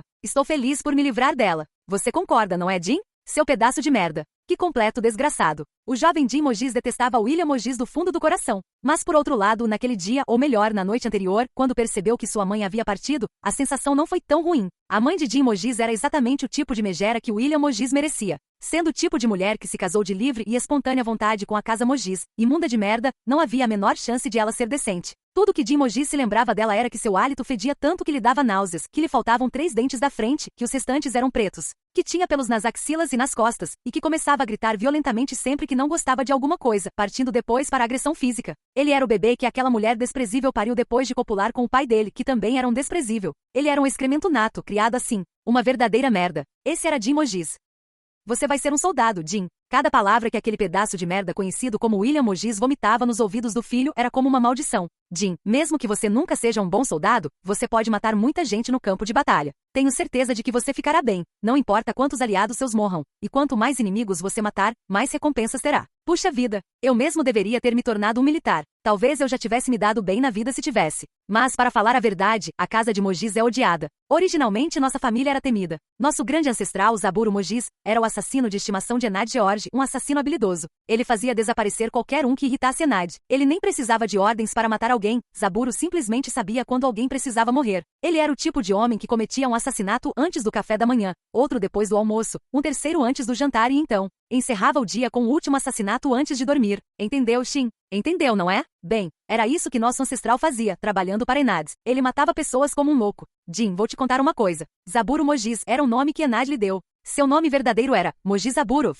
Mojiz Aburov era um tipo especial de assassino. Enad conseguiu ascender ao trono porque Mojiz Aburov assassinava repetidamente qualquer um que se colocasse em seu caminho. Essa era a relação que nosso ancestral tinha com Enad. E é por isso que quando Enad foi derrotado por Ishi-2 Aemon, o destino da casa de Mojiz foi selado. Mas os figurões ainda desconfiam das pessoas da nossa casa. Eles nunca sabem o que vamos fazer. Porque nós, da casa de Mojiz, somos especiais. Tragam-me um cavalo, gritou Jim Mojiz com a respiração embaçada ao sair pelo portão principal da Torre Temboro. O céu clareava com a aproximação do amanhecer. Senhor, aqui! Um de seus assistentes pessoais, vestido com um manto preto, conduziu um cavalo de crina grisalha vibrante até Mojiz pelas rédeas. Mojiz acenou com a mão como se estivesse espantando uma mosca. Essa não presta. Traga outra. Havia vários cavalos vindos do continente, selados e à espera perto da entrada principal. Um deles era um pequeno cavalo baio escuro. Esse serve, declarou Mojiz, apontando para o cavalo baio escuro. O homem de capa preta o trouxe rapidamente até ele. Mojiz montou no cavalo. Ele nunca havia cavalgado naquele antes. Era um pouco pequeno para ele, mas de constituição robusta. Por que havia escolhido aquele cavalo?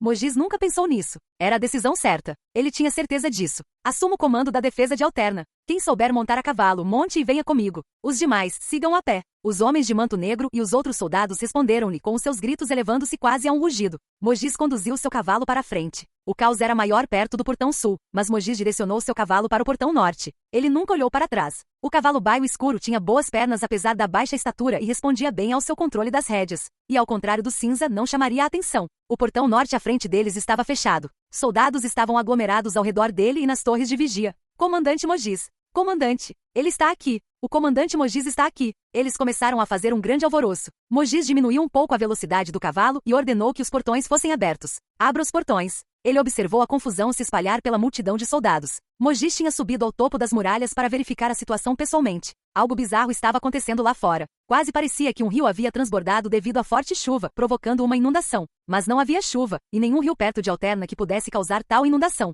Não era água. Era escuro e possivelmente líquido, embora ele não tivesse certeza, mas definitivamente não tinha forma definida. Inúmeras entidades negras não identificadas se contorciam, avançando pela paisagem. Algumas delas atingiram as muralhas de Alterna, mas não ultrapassaram as fortificações. Alterna não havia sido invadida. As muralhas defendiam o exército da fronteira das entidades negras. Chega de conversa. Abranas imediatamente, gritou Mojiz, e o soldado se moveu para obedecer às suas ordens imediatamente. As entidades negras não identificadas ainda não haviam entrado em Alterna. Pelo que Mojiz podia perceber, elas estavam mais concentradas ao redor da colina a sudeste. Estariam os fluxos negros seguindo nessa direção? A torre proibida que ficava no topo da colina havia mudado completamente. Ela crescera várias vezes o seu tamanho anterior e estava coberta de objetos negros. Seja lá o que fossem essas coisas negras, o exército da fronteira provavelmente estaria seguro enquanto permanecesse confinado dentro dos muros de Alterna. Toda tempestade, por maior que fosse, acabaria passando. Eles só precisavam esperar que isso acontecesse. Pressa! Os soldados correram para abrir o portão enquanto Mojiz gritava com eles. Ele já estava aberto o suficiente para uma pessoa passar, ou talvez duas de cada vez. Se quiserem sobreviver, façam o que eu digo. Vamos lá. Mojiz, de repente, esporeou o cavalo, fazendo-o seguir em frente. O cavalo baio escuro empinou-se surpreso, com as patas dianteiras no ar. Raia! Mojiz deu um tapa rápido na traseira do cavalo. Ele disparou em disparada, e tanto o homem quanto o cavalo passaram pelo portão num instante. Não havia garantia nenhuma de que eles estariam seguros dentro das muralhas. Era o que a intuição de Mojiz lhe dizia. Era raro ele pensar logicamente, tipo, devo matar esse cara? Ou não? Isso era muito lento. Ele agiria tarde demais. Precisava matar assim que pensasse, certo, vou matá-lo. Idealmente, ele os mataria antes mesmo de pensar nisso. Esse era o momento mais fácil. Mas Mojiz realmente se sentiu hesitante. Deveria matar a presa à sua frente? Se essa fosse a única questão, teria sido fácil. Mas a realidade tendia a ser mais complicada. Até mesmo Jim Mojiz hesitava às vezes, preocupado com o que fazer inclusive. Sinceramente, até o momento em que Mojiz deixou a Torre Temboro, o comandante não estava decidido a seguir esse curso de ação. Shinohara, que havia saído pelo portão sul, não retornou. Provavelmente não estava em uma boa situação. Aquele homem era bastante habilidoso e conhecia a fronteira melhor do que Mojiz. Mesmo assim, não voltou. Isso significava que lá fora era bastante perigoso. Não teria sido mais sensato ficar onde estava? Se Mojiz pretendia fazer alguma coisa, poderia ter esperado até ser forçado a isso. Mas ele estava assustado. Até mesmo Jim Mojiz, nascido na infame casa de Mojiz, sentia medo às vezes. Ele não tinha ideia do que havia inspirado esse medo nele, e temia o que não conhecia. Mojiz nunca havia morrido antes. Era por isso que ele temia a morte. Apesar de todas as pessoas que havia matado, de todas as que vira morrer, ele não fazia ideia do que elas experimentavam ao partir desta vida. A morte era o nada? Ou os mortos tinham uma percepção diferente da dos vivos? Seria possível que fossem para o mundo dos mortos? Na primeira vez que Mojiz voltou para a casa de licença do exército, ele matou o pai. Para ele foi um ato de misericórdia. O pai estava doente. Algum tipo de falência de órgãos. Ele definhou, o rosto pálido não muito diferente do de um cadáver. incapaz de se levantar da cama em decomposição onde jazia, mal conseguia tossir. Que tal eu acabar com o seu sofrimento, velho? Quando seu filho fez a proposta, William Moses a considerou longa e seriamente antes de responder. Sim, claro, com a voz como vento soprando em uma planície desolada. Talvez não pareça tão ruim assim. Tenho um favor a pedir. O quê? Pode perguntar, Jim. Eu sei que disse que acabaria com o seu sofrimento, mas quero fazer isso aos poucos. Há algo que preciso saber. O que é isso? Como as pessoas morrem? O que elas veem? O que elas ouvem? O que elas pensam? Isso também me interessa. Quando a maioria das pessoas morre, é como se dissessem, o que é só isso? Eu tinha a sensação de que esse dia chegaria, meu velho. Que coincidência. Eu também, Jim. Ele havia sido o mais cuidadoso possível, mas William Moses ainda morreu de uma maneira que faria você dizer, o quê? É só isso? Infelizmente, ele já estava em um estado tão avançado que não havia como ter uma morte lenta. O inválido, cuja vida poderia ter se esgotado a qualquer momento, de repente se viu sem ar, e então seu coração parou. Jim Moses pensou que poderia conseguir reanimar o coração abrindo o peito do pai e massageando-o, mas o esforço foi em vão. Em todos os sentidos, em todas as facetas de sua vida, William Moses não passava de um inútil.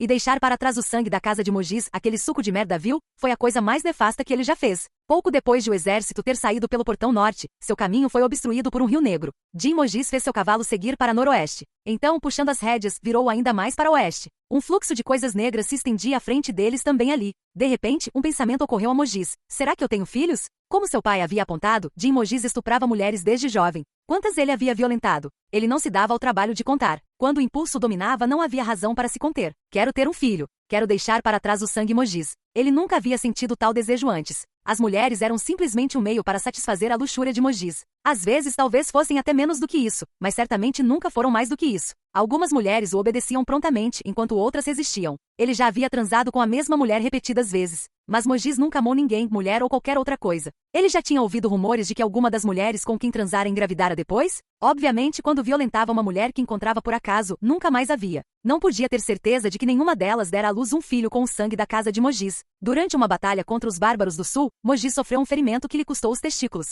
Nas selvas do sul, havia uma tribo desprezível de selvagens que se escondia nos arbustos, atacando incessantemente os testículos de seus inimigos. Os soldados os chamavam de cortadores de tornozelos e caçadores de bolas. Ele jamais se livraria da humilhação de saber o que aqueles selvagens lhe haviam feito. Era sua maior dor, sua vergonha mais profunda. Ele manteve a perda dos testículos em segredo, chegando a matar algumas pessoas apenas para silenciá-los. Ele não havia estuprado nenhuma mulher desde então. Não havia necessidade. Ele não conseguia mais fazer isso. Ainda não, disse Moses, olhando para a mão esquerda, onde segurava as rédeas. Ele usava um anel grande no dedo indicador esquerdo, de ouro com uma pedra azul. Os padrões que flutuavam em sua superfície não eram arranhões nem manchas. Pareciam pétalas de flores. 2 pétalas brilhavam e cintilavam dentro da pedra azul. Não se tratava de um simples anel. Era um presente dado a ele pelo mestre da Torre Proibida, Sarunshine, para selar a aliança entre eles. Moses já havia testado seus efeitos por si mesmo. Moses sentiu um impulso de se virar montado em seu cavalo. Os soldados de infantaria não tinham tido a menor chance, mas talvez alguns dos cavaleiros tivessem conseguido acompanhá-lo? Ou será que a situação tinha piorado tanto que ele, o comandante do exército da fronteira, se viu obrigado a cavalgar sozinho?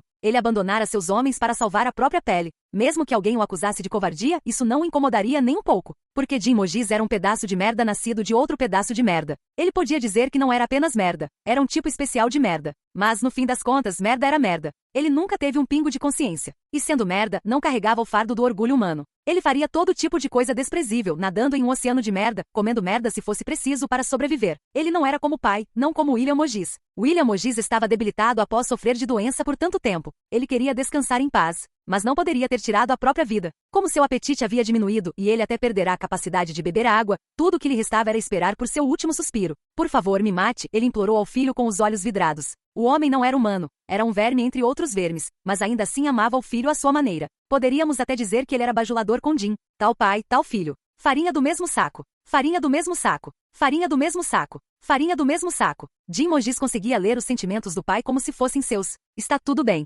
Ei, Jim, mesmo que eu morra, você ainda estará aqui. O resto depende de você. Sobreviva. Mate. Mate muitas. Saia por aí e viole mulheres. Deixar filhos para trás. Preserve nosso sangue. O sangue especial da casa de Moses. Se seu pai tivesse resistido um pouco mais e não tivesse morrido tão facilmente, Jim Moses poderia ter sussurrado essas palavras para ele como se fosse seu filho. Eu sei, velho. Você pode seguir em frente em paz. A linhagem Moses ainda está aqui. Mas o único Moses que restava agora era aquele monte de merda, Jim Moses, e ele havia perdido os testículos. Ainda não é minha hora, declarou Jim Moses, fincando os calcanhares com fúria nos flancos do cavalo, incitando o animal a seguir em frente. O chão não era um lago negro. Havia riachos negros que o atravessavam em todas as direções, mas não o cobriam completamente. Moses acelerou seu cavalo pelas brechas entre eles. Para onde ele estava correndo? Ele havia mudado de direção tantas vezes que poderia estar voltando pelo mesmo caminho que viera. Não, estou fugindo. Vou sair daqui. Ele quase morreu no sul também. O herdeiro da casa de Mogis fora enviado impiedosamente para a linha de frente, mesmo sendo um recruta novato. Os esquadrões da linha de frente quase não tinham sacerdotes de Lumiaris. Os soldados eram obrigados a tratar uns aos outros quando feridos.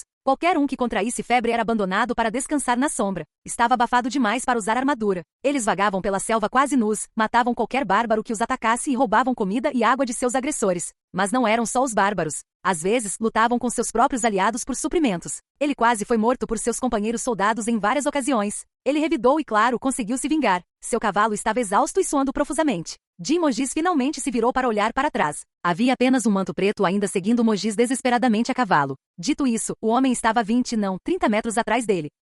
Comandante, gritou o manto negro com voz estridente. As patas do cavalo cederam subitamente e ele cambaleou para a frente. O manto negro foi arremessado da sela e voou pelos ares. Em instantes, uma correnteza negra invadiu o cavalo, engolindo-o. O que é aquilo? Mogis olhou fixamente, com os olhos arregalados. Havia algo cavalgando a correnteza negra que engoliu o cavalo do manto negro. Também era negro. Algo tão escuro que parecia estar envolto na própria noite estava parado sobre a correnteza negra. Parece quase humano, pensou Mogis ao notar que carregava uma espada curta na mão direita e um escudo com um brilho prateado fosco na esquerda. O ser vestido de noite brandiu sua espada. Dançou pelo ar, cortando com facilidade o último manto negro. Então partiu para cima de Mogis, que ainda cavalgava o Rio Negro. Mogis se virou para encará-lo, rindo apesar de si mesmo. Ele riu e riu. A casa de Mogis provavelmente estava amaldiçoada. Este mundo estava tentando se purificar de seu sangue. Com toda a probabilidade, a destruição era o destino que o aguardava. Mas e daí? Se você puder me matar, então me mate. Meu sangue é especial. Eu não vou morrer tão cedo. Vou continuar vivendo. Vou te mostrar que posso sobreviver. O chefe do clã Gogun, unificador dos clãs orcs e rei da grande raça orc, aquele que se tornará um rei acima dos reis, o grande rei de Figogun, estava em agonia.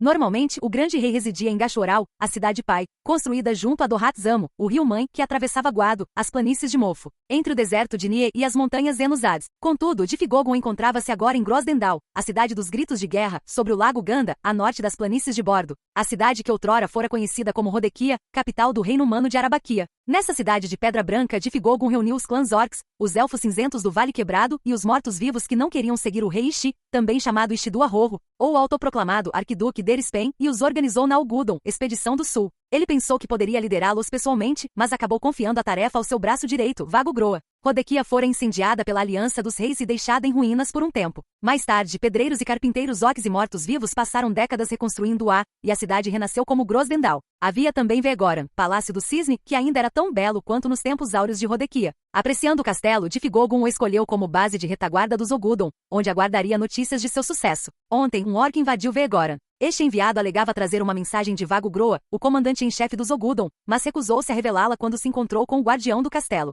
Ele tinha ordens estritas para entregá-la diretamente ao grande rei e disse que não podia contar a mais ninguém. Quando o grande rei de Figogun soube disso pelo guardião do castelo, ordenou que o enviado fosse levado imediatamente aos seus aposentos reais. O enviado tinha estatura mediana para um orc, mas a parte inferior do corpo era desproporcionalmente desenvolvida. Aparentemente ele havia percorrido mais de 50 vec, aproximadamente 150 quilômetros, desde as encostas da Cordilheira Kurogane quase sem descanso. Além da distância, a rota era repleta de lugares perigosos, como o mar de árvores ou as planícies de Bordo, onde vagam os mortos que não podem morrer, o que tornava a façanha impressionante. Ele era habilidoso em uma única tarefa e de poucas palavras. Seus cabelos não eram tingidos e mesmo estando diante do grande rei, ele não havia trocado suas vestes de viagem. Exatamente o tipo de orc de que Vago Groa gostava. O clã Groa já fora uma facção menor, despercebida por todos. Contudo, assim que Vago se tornou seu líder, seu crescimento foi explosivo. Era raro ver um orc tão insignificante quanto Vago. Ele não era particularmente pequeno ou magro, mas sua aparência era terrivelmente desleixada. Tinha o queixo caído e um olhar distante. Um orc que parecia tão fraco e estúpido certamente deveria ser impotente e desprovido de valor. Qualquer um chegaria a essa conclusão se não soubesse como Vago era de verdade. O fato é que Vago Groa era incrivelmente perspicaz. Não apenas observador, mas também inesperadamente habilidoso.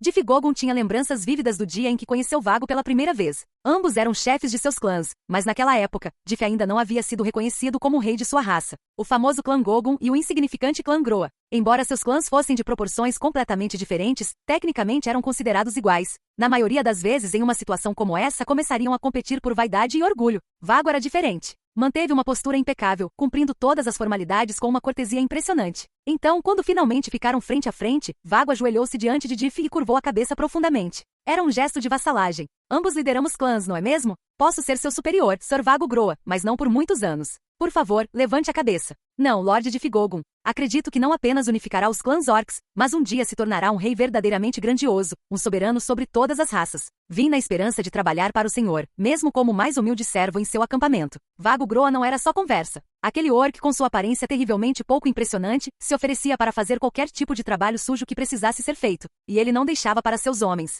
Não, ele mesmo realizava a tarefa. Quando havia um trabalho que por algum motivo, de Figogon não podia ordenar, Vago se encarregava e tomava as rédeas da situação. Vago também era um tipo progressista, completamente alheio à obsessão dos orcs por linhagens sanguíneas, que poderia ser considerada uma doença em sua sociedade. Naquele momento, o clã Groa mal podia ser chamado de clã. Vago acolhia desajustados de outros clãs para adotarem o nome Groa. Se fizessem algo para se destacarem, até mesmo os mestiços poderiam obter seu apoio. Sob sua liderança, o clã Groa cresceu repentinamente, tornando-se grande e influente. Os orcs conservadores da velha ordem o odiavam, mas nenhum deles tinha coragem de criticar abertamente o temível Vago Groa agora. Difigogon se preparou antes de ouvir a mensagem do enviado de Groa. Ele sabia que seriam mais notícias. Algo devia ter dado muito errado. Os resultados dos Ogudon em batalha tinham sido impressionantes até então. Eles haviam reduzido a Floresta Sombria, lar dos altivos elfos, a cinzas, e depois tomaram Alterna dos miseráveis humanos. Em seguida, destruiriam o reino Sangue de Ferro dos anões e retornariam triunfantes a Grosdendal, onde o grande rei os aguardava. Então, os anões os haviam derrotado? Aquela raça horrenda, cujos corpos robustos eram como tambores de aço com barbas, não devia ser subestimada.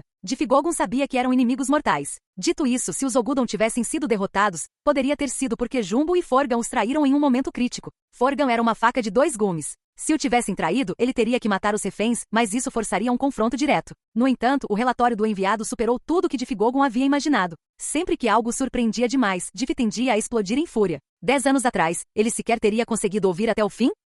Ele havia conseguido se conter até então porque era o grande rei, mas, de repente, se viu atirando uma cadeira contra a parede. Ele desejou ter expulsado o enviado do quarto primeiro, mas não se arrependeu nem um pouco de ter pulado na cama até quebrá-la, ou de ter destruído a cômoda. Quando ficava tão furioso, descontar a raiva em objetos próximos era a melhor coisa a fazer. Desde o momento de seu nascimento já estava decidido que Difigogon seria o chefe de seu clã um dia. Mesmo que fosse um completo idiota, contanto que vivesse até a morte de seu pai, ele seria capaz de sucedê-lo. Seu sangue havia selado seu destino. Os orcs adoravam espadas como símbolo de proeza marcial, mas as crianças do clã Gogon recebiam machados de mão assim que tinham idade suficiente para segurar objetos e eram obrigadas a treinar com seus pais e irmãos. Também era tradição do clã Gogon treinar todos, exceto aqueles com visão deficiente no uso do arco. Eles valorizavam a paciência, a ponderação e, acima de tudo, o decoro. O clã Gogon gozava do respeito de todos os outros clãs e tinha a reputação de ser confiável. Mas Dif, o herdeiro, era propenso a acessos de raiva. Pensar que meu filho mais velho acabou sendo assim. Envergonhei nossos ancestrais. Não posso morrer com essas coisas. As lamentações do pai só alimentavam a raiva de Dif. Não eram apenas seus tios, primos e irmãos que Dif espancava.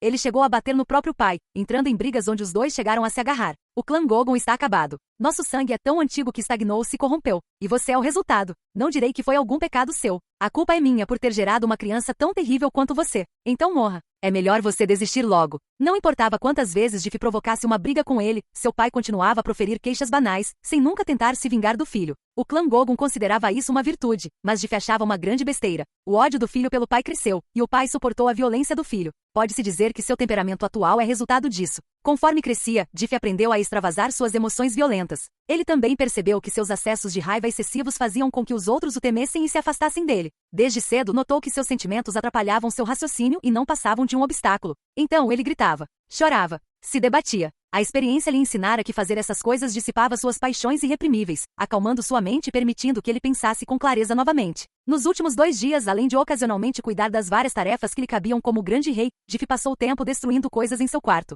praguejando alto e vagando por toda Vegoran. Ele estava pensando. Comeu 2 vezes, mas não dormiu nada nesse período. Disseram que o rei sem vida havia se revelado. Quem teria tempo para dormir depois de ouvir isso? Supostamente, o rei sem vida morreu há mais de um século. Obviamente, Difigogon não acreditava nesse tipo de fofoca sem fundamento. O rei sem vida, supostamente imortal, teve sua alma despedaçada por um veneno desconhecido. Essa era a história que as pessoas contavam como se fosse verdade, e o boato acabou se tornando a teoria dominante sobre o ocorrido, mas quase certamente fora inventado por um de seus amigos traidores. Em outras palavras, um dos 5 príncipes a quem o rei sem vida havia concedido corpos que jamais envelheciam. Ou o rei Ishi, também conhecido como Ishidu Arrojo, ou talvez o arquiduque Derispen. Tinha que ser um deles. Os elfos cinzentos do Vale Quebrado foram os que acabaram levando a culpa pelo assassinato do rei sem vida. Era difícil imaginar que tivessem algum motivo para matá-lo. O que poderiam ganhar com a sua morte? Mas eram elfos, assim como os da Floresta Sombria. Elfos eram criaturas perversas e corruptas por natureza. Aqueles bastardos orgulhosos, traiçoeiros e de coração negro não eram estranhos a apunhalar pelas costas. Ninguém podia poderia afirmar com certeza que foram eles os culpados, mas ninguém duvidaria da sua capacidade de fazê-lo.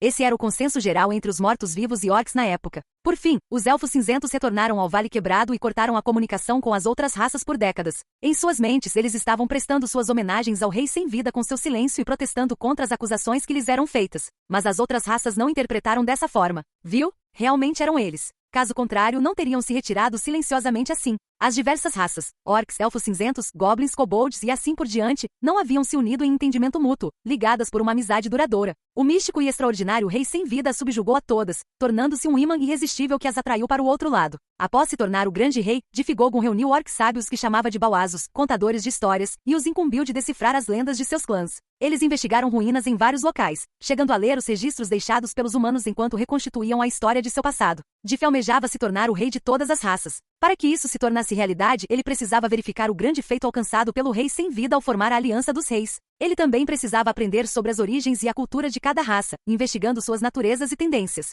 Em certa época, os elfos governavam as planícies e florestas de Gringar. Eles nunca interagiram com os anões, que eram o povo das montanhas. As áreas em que viviam também não se sobrepunham às dos gnomos, goblins, kobolds ou centauros. Então, repentinamente, humanos e orcs apareceram e rapidamente tomaram o domínio dos elfos. Existiam diversas histórias que diziam que humanos e orcs vieram do continente vermelho, atravessando os mares ou talvez chegando aqui à deriva. De acordo com a pesquisa dos bauazos, isso também poderia ser interpretado como se eles tivessem vindo de outro mundo. Seja como for, por volta da mesma época, dois deuses que os humanos chamavam de Deus da Luz, Lumiaris, e Deus das Trevas, Sulel, apareceram em Gringar, e uma era de luta entre eles teve início. Esses deuses eram seres absolutos e sobrenaturais que detinham poder sobre a terra e até mesmo sobre os céus. As diversas raças não haviam escolhido se aliar a uma das duas facções, mas sim foram forçadas a servi-las. Diante de deuses de verdade, não lhes restou outra escolha. Ainda não estava claro como a batalha entre Lumiaris e Sulel havia terminado, mas, independentemente disso, ambos haviam desaparecido. Isso era certo. Os deuses, porém, não estavam mortos. Isso era comprovado pelo fato de que humanos que serviam a um ou outro ainda podiam acessar uma pequena fração de seu poder. Os deuses partiram, e chegou a época dos humanos.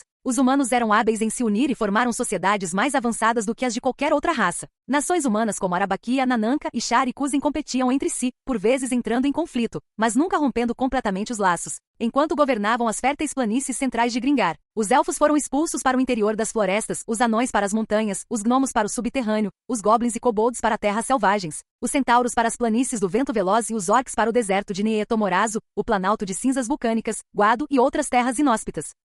Qual foi o fator decisivo que separou os humanos das outras raças? Difigogon havia participado do debate bauazos e também refletido sobre o assunto. Atualmente, a conclusão deles era que se tratava de escrita. A raça humana já possuía uma linguagem escrita quando chegou a Gringar. Nenhuma das outras raças havia desenvolvido uma antes disso. Seu próprio povo, os orcs, assim como os elfos e anões, utilizavam métodos para representar números com nós em cordas ou cicatrizes na pele, e já faziam desenhos representando o sol ou a água há muito tempo, é claro. No entanto, foram os humanos que inventaram um sistema de símbolos para representar palavras, ou talvez descobriram um já existente e o colocaram em uso. Elfos e anões imitaram os humanos ao adotarem a escrita. Os orcs, no entanto, acreditavam que os caracteres escritos pelos humanos não passavam de símbolos amaldiçoados, até que o Rei Sem Vida sugeriu que eles instalassem um rei para governar sua raça. Na verdade, a escrita usada para escrever a língua orca ainda tinha muitas deficiências e causava muita confusão. Difigogon havia se incumbido da tarefa de avançar nesse aspecto e elevar a escrita orc ao mesmo nível da escrita humana. Para esse fim, ele fundou a Mogodo, Academia de Línguas, e selecionou um baulhazo competente para servir como Dorbo, diretor, ali. Embora nunca o dissesse abertamente, Dif tinha plena consciência de que a cultura orca ainda estava em desenvolvimento. Os reinos da raça humana eram claramente mais avançados, e era por isso que se destacavam entre os demais.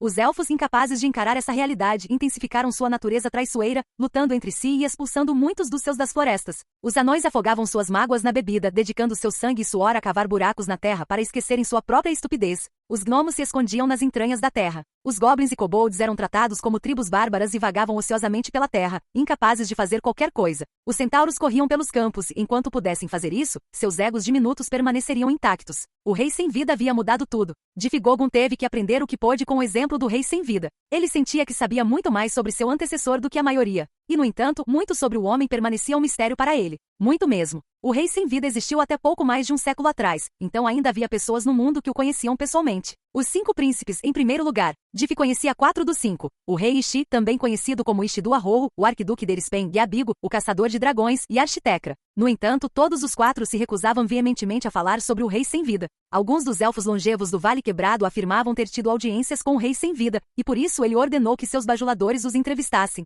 Mas tudo o que eles disseram era indecifrável. O rei sem vida era alto, e eles alegavam não conseguir distinguir seu rosto, mesmo olhando para cima. Dizia-se que ele conversava amigavelmente com qualquer pessoa, independentemente de raça ou posição social, e ainda assim, apesar disso, era difícil encontrar relatos que dessem qualquer pista sobre seu caráter. O rei sem vida teria permanecido impassível diante de 10.000 flechas disparadas por um grande exército do reino de Ishar. Com um único golpe de seu cajado, ele fez o próprio chão tremer e derrotou a força principal do reino de Nananka. Na invasão do reino de Arabaquia, ele liderou um exército de mortos-vivos, conhecidos como os Terrores, pois ensinavam aos seus inimigos o verdadeiro significado do medo, enquanto não sentiam nenhum medo por si mesmos. O rei sem vida venceu todas as batalhas em que foi comandante. Mesmo que seus aliados estivessem perdendo, o rei sem vida trazia reforços e rapidamente revertia a situação. Não havia registros concretos. Tudo não passava de boato. Quanto mais ele investigava, mais Diff ficava desconfiado. O rei sem vida realmente existiu? Bem, ele tinha certeza de que existira alguém chamado Rei Sem Vida, e que este havia mudado drasticamente a história de Gringar. O homem deixará sua marca.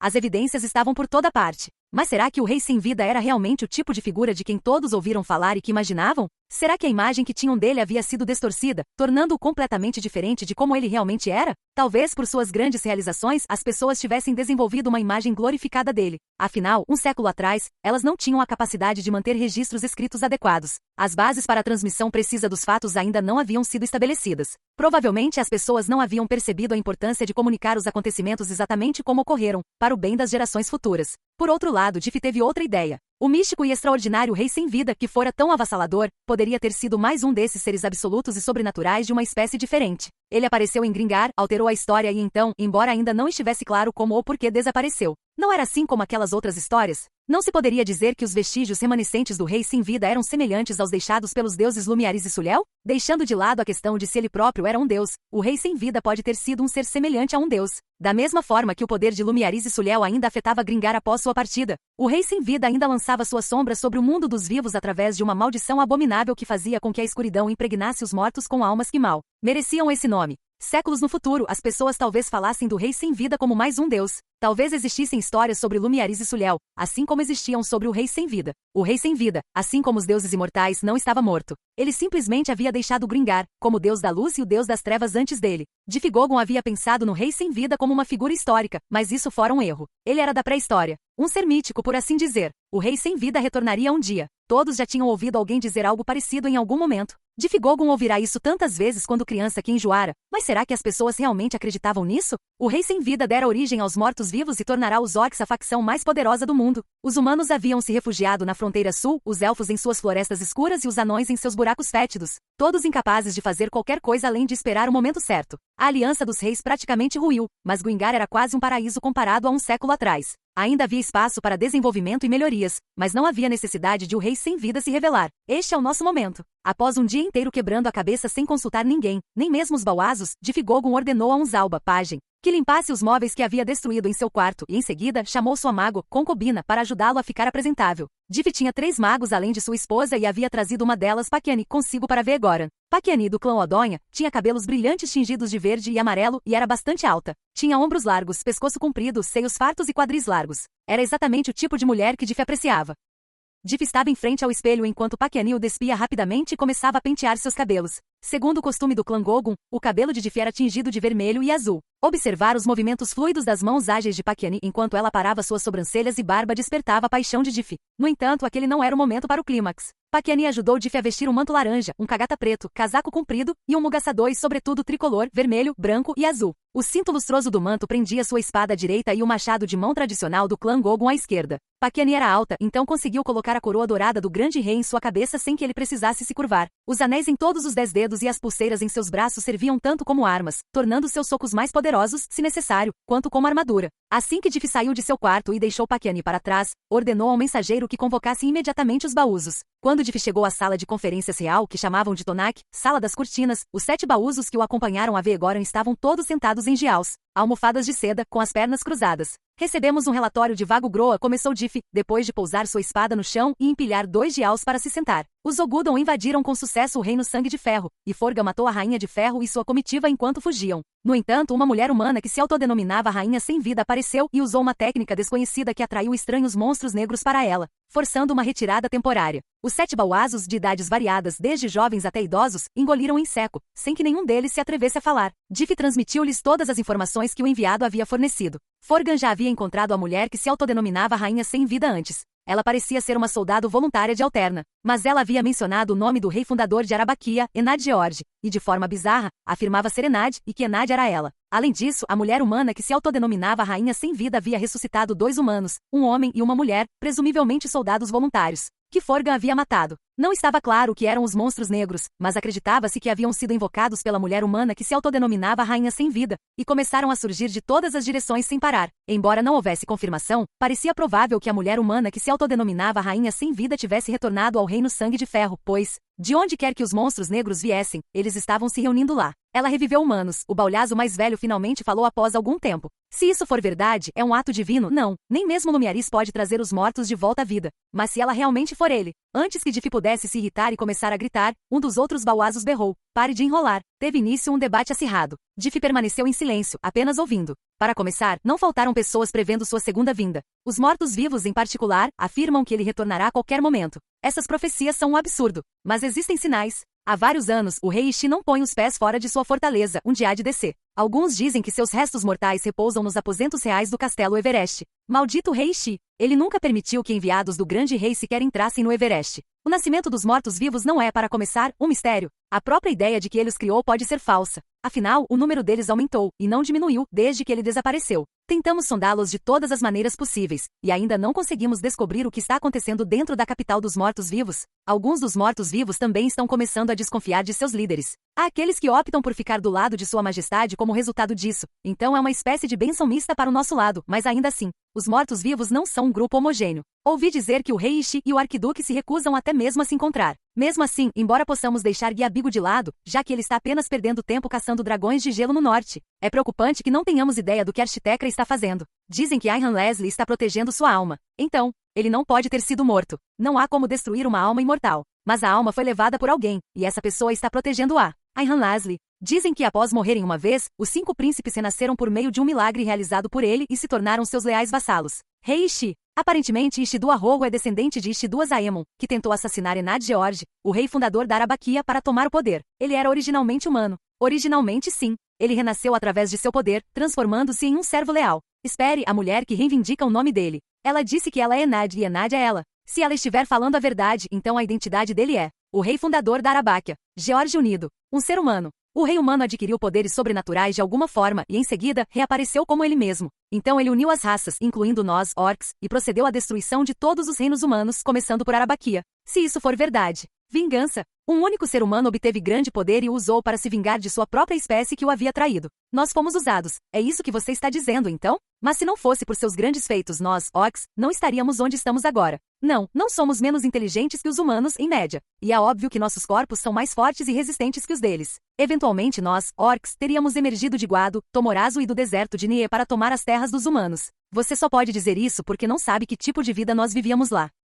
Nosso povo lutava até mesmo para se alimentar. Até mesmo nossa atual preocupação com laços sanguíneos é algo que desenvolvemos para nos ajudar a superar aqueles tempos difíceis. Se ele não tivesse viajado sozinho por Tomorazo, Guado e pelo deserto de Nie, chamando-nos, pegando em nossas mãos e nos convidando a nos levantarmos com ele, nós, orcs, ainda estaríamos lá. Sem ele, nós, orcs, não estaríamos onde estamos hoje, mesmo que ele fosse humano. Se o rei sem vida fosse humano, disse Difigogon em tom grave, silenciando todos os bajuladores, isso não diminuiria a grandeza de seus feitos. Agora temos uma mulher humana que alega ser o rei sem vida, e se ela puder demonstrar poderes sobrenaturais, alguns poderão se submeter a ela. E não serão poucos. Os mortos-vivos a serviriam incondicionalmente. E quanto aos elfos cinzentos? Foram acusados de um crime que não cometeram e fugiram para reclamar de seu infortúnio. Mas originalmente retornaram ao Vale Quebrado por tristeza pelo rei sem vida. Estavam lamentando-o à sua maneira. Nunca revelam suas verdadeiras intenções. Nascem traidores. E, no entanto, provavelmente tinham um certo grau de lealdade ao rei sem vida. Diff acolheu os elfos cinzentos de braços abertos. Encontrou-se diversas vezes com o rei do Vale Quebrado, Svarsfeld, e permitiu que Meldereid, amigo de infância do rei,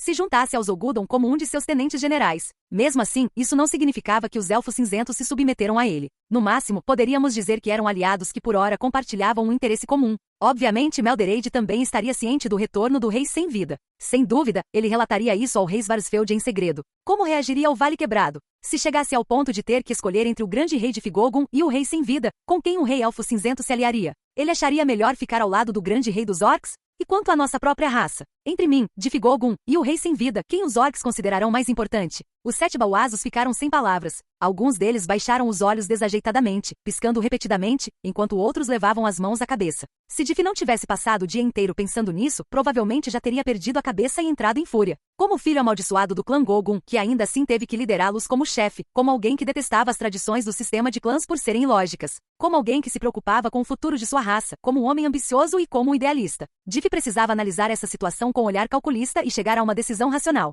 Com todo respeito, o baulhazo mais velho fixou seus olhos opacos no grande rei, falando num tom um tanto difícil de ouvir. Jamais pensaríamos em traí-lo, senhor, mas não posso deixar de suspeitar que alguns voltariam seus corações para ele, o rei sem vida. Então, embora eu hesite em dizer isso, não posso negar que haveria aqueles que fingiriam lealdade a você enquanto o trairiam em segredo. Isso, é claro, não se deve a nenhuma falha sua, senhor. Não, certamente que não, mas por quê? Chega. Diff soltou um suspiro. O sangue subiu à sua cabeça por um instante, mas ele conseguiu se conter a tempo. Dividirei os Ogudon em 2 grupos, a força principal e um destacamento. A força principal, liderada por Vago Groa, permanecerá no sopé da Cordilheira Kurogane, monitorando o rei sem vida e buscando uma oportunidade para fazer contato. Forgan e Zandogran permanecerão com Vago. Forgan é um recurso valioso, contanto que não nos traia. Quanto a Zandogran, quero ver o quão leal ele realmente é. O destacamento será liderado pelo tenente-general Magaldônia e retornará a Grosdendal com Meldereid. Se Vago Groa solicitar reforços, considerarei o pedido. Os bauasos bateram nas coxas com as 2 mãos, sinalizando que não tinham objeções. Diff assentiu com satisfação, mas por dentro sentia ondas começando a se formar no mar de suas emoções. Há vários clãs que teremos que observar atentamente, assim como os Elfos Cinzentos.